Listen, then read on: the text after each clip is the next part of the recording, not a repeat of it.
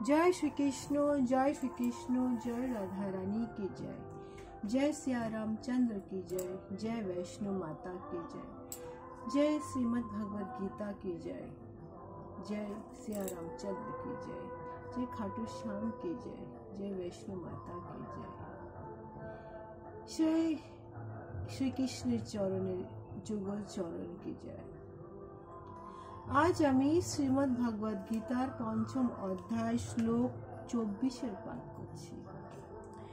यहा अंतः सुखः अंतरारामः तथा अंतर्ज्योतिः एवः यः सः योगी ब्रह्म निर्वाणं ब्रह्मभूतः अधिगच्छति।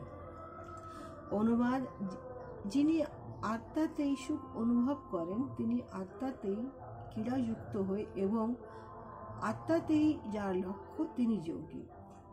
তিনি ব্রহ্ম অবস্থিত হয়ে ব্রহ্ম নির্বাণের লাভ করেন। তাৎপর্য হচ্ছে এই আত্মার সুখ কি? আত্মার সুখ হচ্ছে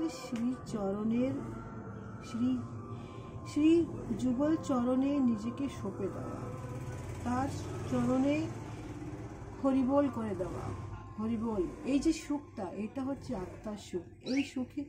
এই সুখ যখন কোনো আত্মা যখন ভোগ করে না, ওর থেকে বেশি সুখ আনন্দ কিছু হয় না। আমাদের মানুষ জন্মের এই একটাই লক্ষ্য, সেই আত্মার যে পরম সুখ। আর এই পরম সুখটা কি করে হয়? শ্রীকৃষ্ণের সেই নামে। হরিবোল হরিবোল হরিবোল। শ্লোক 25। লাভ্যন্তে ব্রহ্ম নির্বাণহম ঋষিয়াঃ ক্ষীণ ক্লেশতঃ ছিন্নঃ দ্বৈধাঃ যতঃ আত্মানঃ সর্বভূতঃ হিতেঃ রতাঃ। অনুবাদ, সংযত চিত্ত সংযত জীবন কল্যাণের রত এবং সঞ্চয় রহিত নিষ্পাপ ঋষিগণ ব্রহ্ম নির্বাণ লাভ করেন। এখানে ঋষিকে, ঋষি যে সংসার ধর্ম ছেড়ে দিয়ে বনে ঘুরে বেড়ায়, যজ্ঞ পাঠ করে, সে তো ঋষি না, এটা আমি মনে করি। কেননা শ্রীকৃষ্ণ তো ঘর সংসার ছেড়ে দিয়ে জঙ্গলে তো বাস করেনি।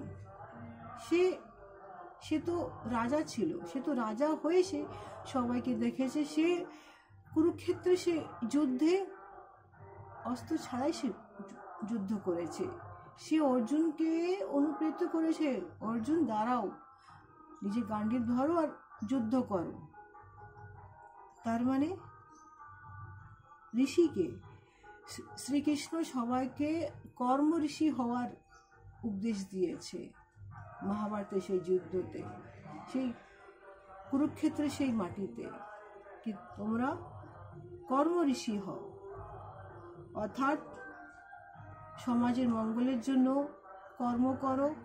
যেখানে দরকার সেখানে অস্ত্র উঠাও, যেখানে দরকার নেই সেখানে শান্ত হয়ে সবাইকে নিজের মতন করে নাও।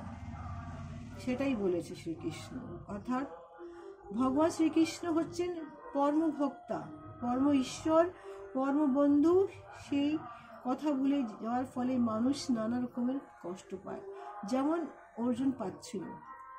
তারপরে যখন সে ভগবান যখন ডাকলো কি, হে সখা আমাকে পথ দেখাও, তখন সে তার গুরু হয়ে তাকে পথ দেখালো। সেইভাবেই কৃষ্ণ নাম আর শ্রীকৃষ্ণের সঙ্গে আমাদের নিত্য সম্পর্ক কথা পূর্ণরূপে অবগত যেই জন হয়, যেই আত্মা হয়, সেই সমস্ত জড় জগতের বন্ধন থেকে যথার্থ মুক্তি লাভ করে। এমনকি জড় দেহের মধ্যে অবস্থান করলেও তিনি তখন মুক্ত। অর্থাৎ শ্রীকৃষ্ণের যে নামটা, শ্রীকৃষ্ণের যে গানটা, শ্রীকৃষ্ণের যে মহিমাটা, শ্রীকৃষ্ণের যে বাণীটা, শ্রীকৃষ্ণের যে ধ্যানটা, ওটাই হচ্ছে মুক্তির লাভ, মুক্তির পথ।